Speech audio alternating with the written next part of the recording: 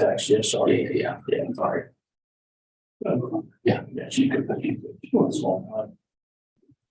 afternoon and welcome to the regular meeting of Westminster's Mayor and Common Council.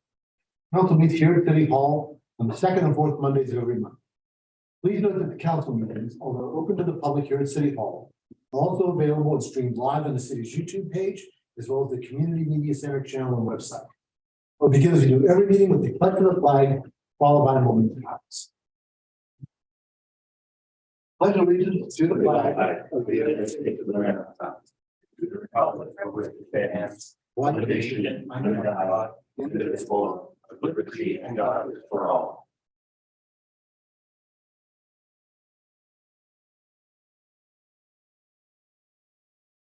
Thank you.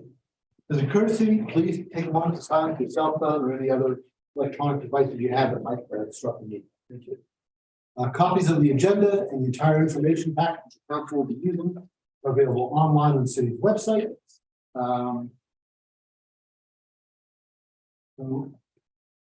We have one item on the agenda. Well, no, sorry, we have two items, a couple of things. First of all, the first item is a committee appointment. We have an appointment by the mayor. Rebecca, would you care to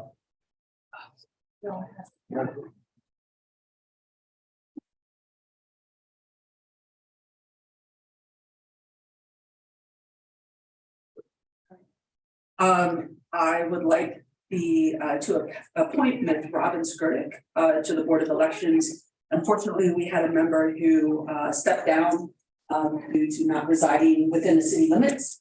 And so we were able to replace her with Ms. Skirnick. All right. Thank you, Dr. Becker.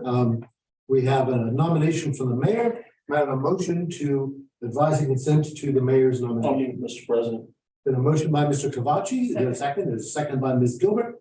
All those in favor of advising and consenting to the mayor's nomination, please say aye. Aye. Those opposed say nay. The ayes see it, have the ayes have it.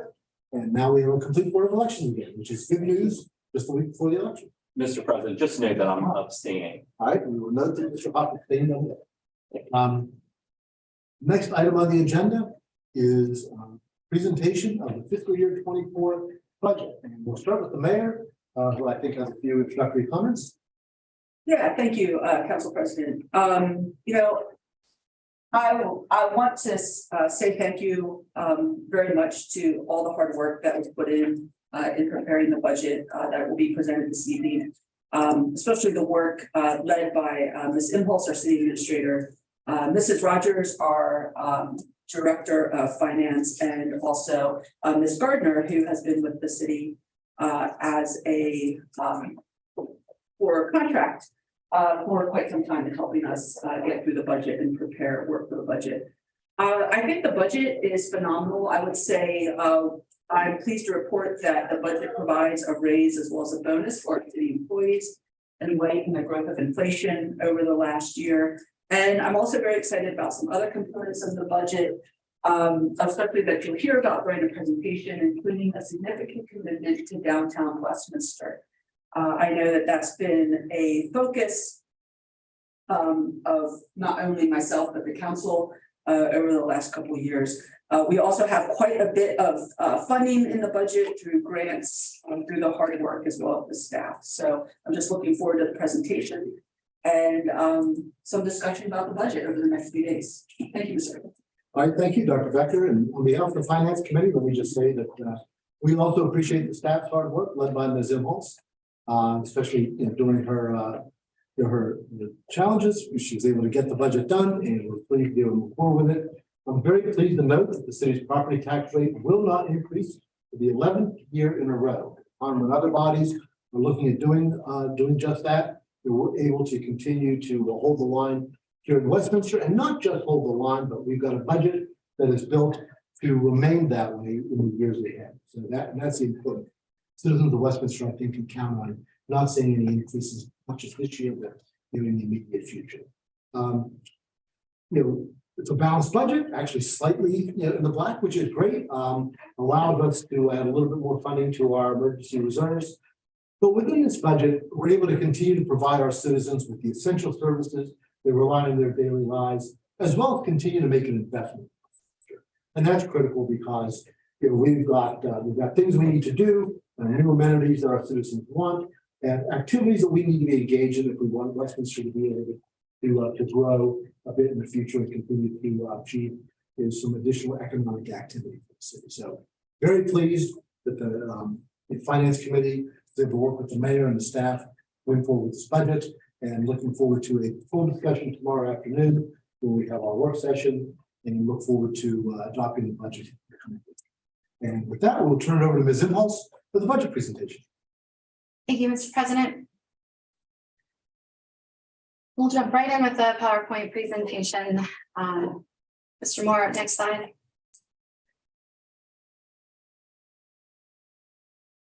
Budget drivers for the fiscal year 24 budget, as the council president indicated that there's no change in the real property tax rates. So the fiscal year 24 proposed real property tax rate is 56 cents.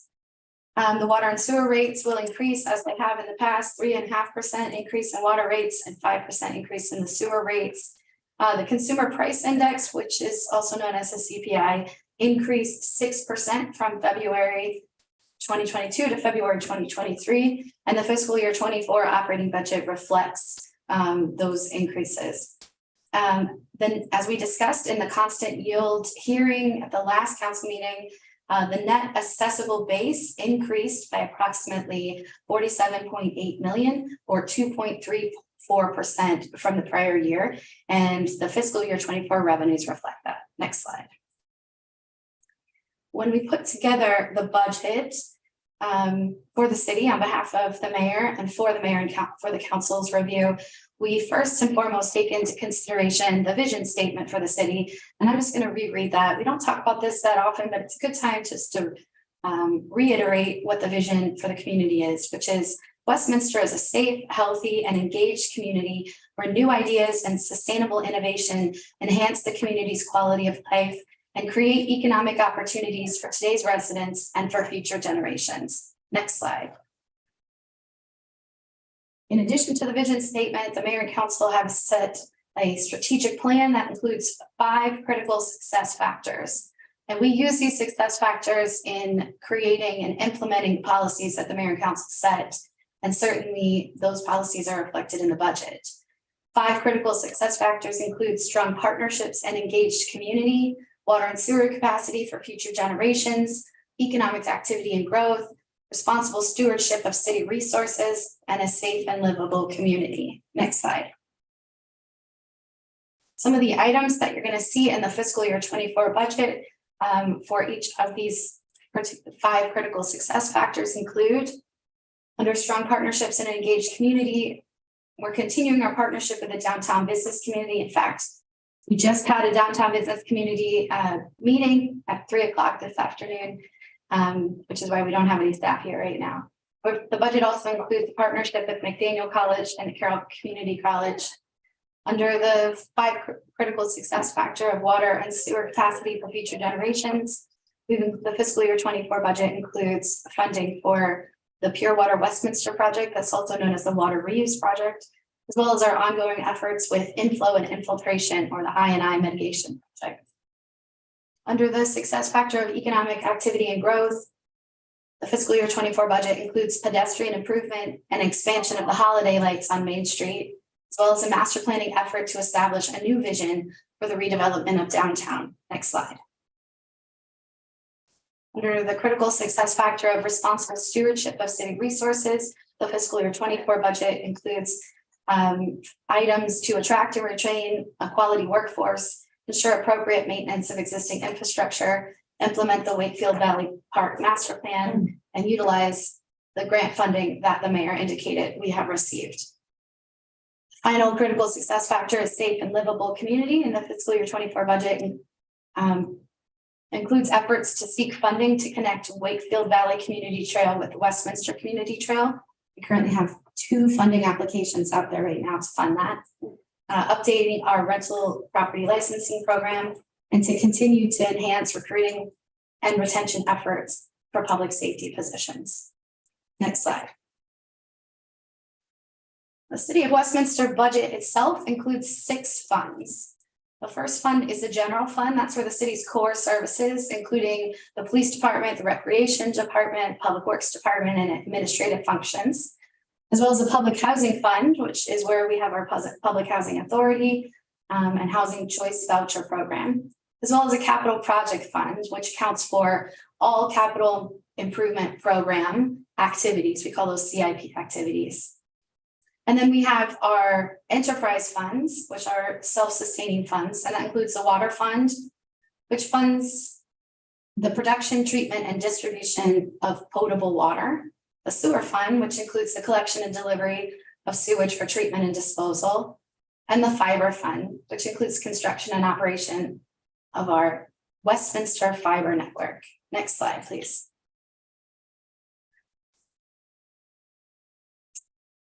The fiscal year 24 budget includes the following.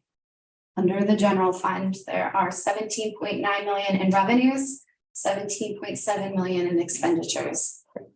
The remaining amount of that is being sent to CIP to help fund the capital improvement projects outlined in that fund. The revenue for the housing department is 3.2 million, and the expenditures are 3.3 million. So we'll be dipping into some housing reserves for that. Those are all HUD funds. So we're only spending HUD funds that we have. We won't be dipping into any other reserves for those expenditures. And part of the reason for that is because the HUD funding comes in at a different time of the year than we do. Federal government is on a different fiscal year than we are. So our numbers get accounted in a little bit of a different way. Under the revenue side, for the sewer fund, the sewer fund is planning to bring in 7.9 in revenue and spend 7.8 in revenue. We'll note, however, in the capital improvement fund, we do have expenditures under the capital fund that will be using the leftover of that sewer revenue in order to fund those capital funds. Under the water budget and for revenue, we're projecting to receive 6.4 million in revenues and expend 5.9 in operating. Again, the difference between those will be sent to the capital improvement fund for water capital projects. In the fiber fund, we're projecting to receive 1.7 million. That includes funding that we've received in the form of a grant. And then we have planned expenditures of 1.5 million. The difference between the two will be used to pay for debt service in the future years. The fiscal year 24 has some fun operating highlights in the form of grants. And that includes a $100,000 grant to Magic, $10,000 grant to the Westminster Municipal Band, $7,500 grant to the Heart of the Civil War, and $125,000 grant to the Westminster Volunteer Fire Department. And then my favorite part of the budget, next slide. Oops, this is not my favorite part of the budget. This is the most difficult part of the budget. It's our benefit costs. We've experienced quite a few increases this year in benefit costs, including 14% increase in health insurance. Pension rates went up from 10.9% to 11.3% for non-sworn staff. And for sworn staff, they increased from 36.2% to 36.9%. No change in the rates for the other insurances that we have, including life, short-term disability, and long-term disability. However, we do have an increase potentially in our workers' comp rates from 8 to 15%, depending on positions filled and salaries. Workers' comp is a little odd. It does a snapshot based on a particular day. At the end of the year, they reconcile based on who you had working for you a year later and what those folks were making, et cetera, et cetera. So it's a little difficult to determine the rates at this point. And then our general insurance estimated increase, general insurance rates are estimated to increase 15 to 30%. All of that is included in the fiscal year 24 numbers that I just presented to you. Next slide. This is my favorite slide and a favorite fund in the budget. These are the big ticket items that we see out in the public. Councilmember Dayhoff refers to as delayed maintenance. Is that correct, sir? Deferred maintenance. Deferred maintenance. Some of those highlights include completion of the historic clock tower restoration project, which is slated to be completed in August, completion of the municipal pool project.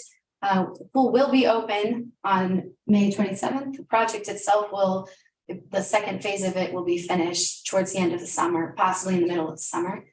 You'll see that the capital improvement program continues our enhanced nutrient reduction, or ENR project at the water reclamation facility.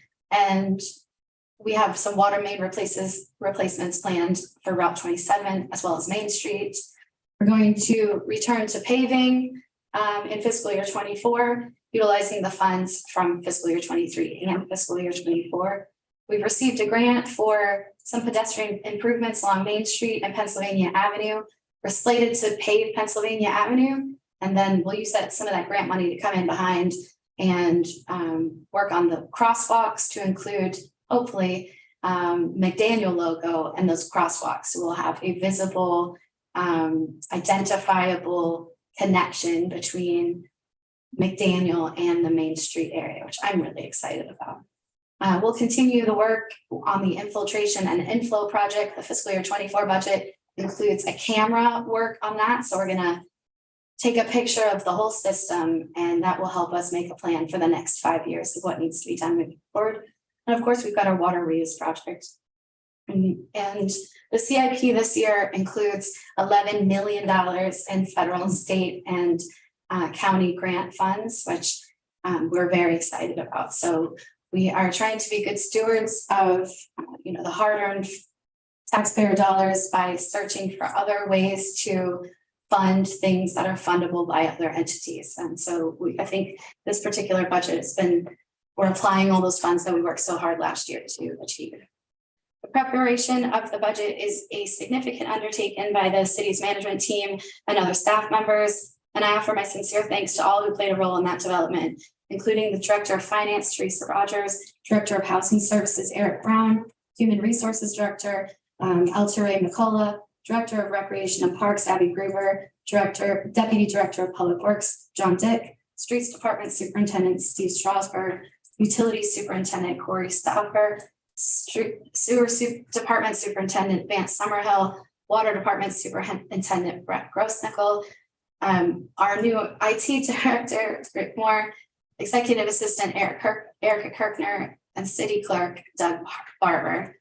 And as the mayor indicated, I would also like to acknowledge the contributions of Krista Gardner with SEK, who's provided some invaluable assistance to the city. I also want to express my gratitude to Mayor Becker and the members of the Common Council's Finance Committee, including Council President Pat Guerrero and Councilmember Hoff.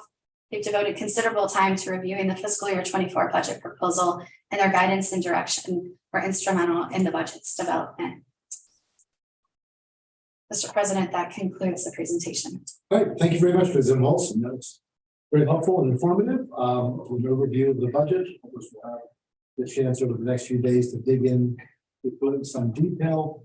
And we get together again for the moment. Does anybody have any comments that they'd like to make before we move on to the public hearing? All right, very good. In that case, we'll move on to the public hearing. You want to introduce it? Oh, yeah, I'm sorry. That's That's right. We have the, let's move on to the ordinance. That's right. Go ahead. I somehow have managed to forget my esteemed colleague who's not here right now, our police chief, Tom Ledwell. He was always first in line. Because his everything I ask for always comes in first. He's my superstar and someone I missed as well. I want to take the opportunity formally to thank the police chief as well. Never want to forget the chief. Now, Thank you. All right. So now we'll move on to introduction of the budget ordinance. So this is the introduction of ordinance number 2023-03, the fiscal year 24 budget. An ordinance of the mayor and common council of Westminster, Maryland, approving and adopting a budget for the fiscal year beginning July 1st, 2023 and ending June 30th, 2024. I have a motion. I don't think you have anything to add to this, do you? Is it most? No. Now a motion to introduce. I'll make a motion to introduce. President. All right, thank you. There's a motion by Mr. Hoff. I'll second it. Second, there's a second by Mr. Dayhoff. Any discussion or questions, comments?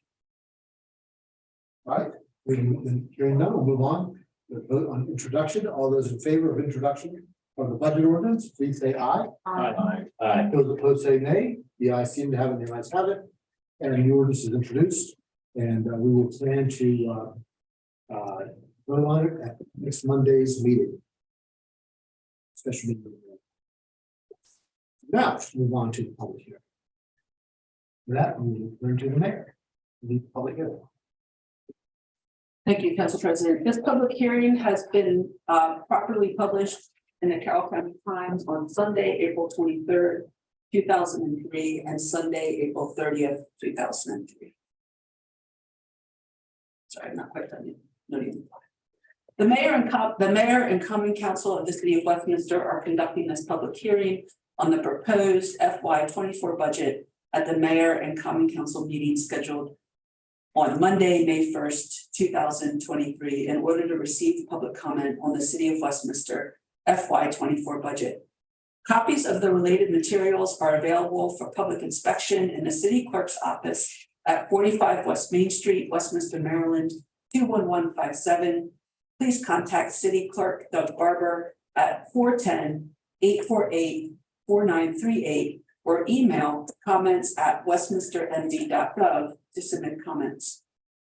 The City of Westminster's proposed annual budget fiscal year 2024 is scheduled for adoption on Monday, May 8th, 2023. There's no one here to make a comment, so I will close the public hearing at this time. Thank you, Dr. Becker. That concludes the public hearing.